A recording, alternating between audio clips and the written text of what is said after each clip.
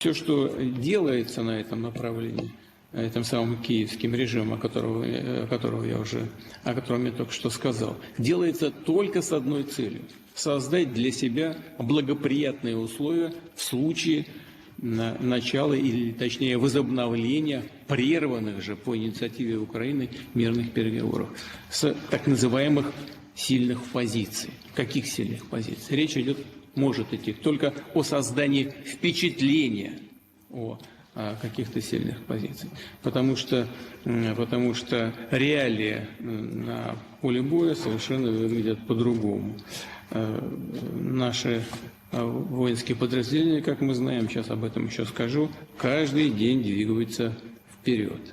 Во-вторых, все эти, по сути дела, террористические выпады, включая удары по гражданской инфраструктуре, по, скажем, автобусу с белорусскими детьми в Белгородской области, либо по студенческому общежитию в Старобельске, не меняют и не могут повлиять, не в состоянии повлиять на события, происходящие на фронте, на линии боевого соприкосновения, где, как я уже сказал, российские войска освобождают один населенный пункт за другим, одну территорию за другой.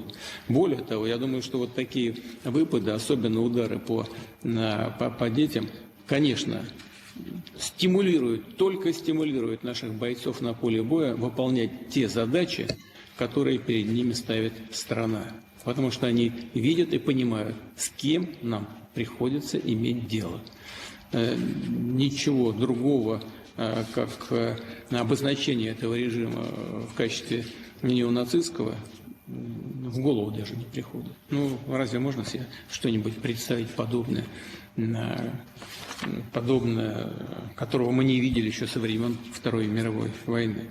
Особенно это касается, конечно, ударов по детям. Россия, тем не менее, как уже не раз говорилось, готова к мирным переговорам с Украиной, готова на базе договоренностей, которые достигнуты были еще в Стамбуле, и, напомню, были парафированы тогда украинской делегацией. Значит, все их устраивало.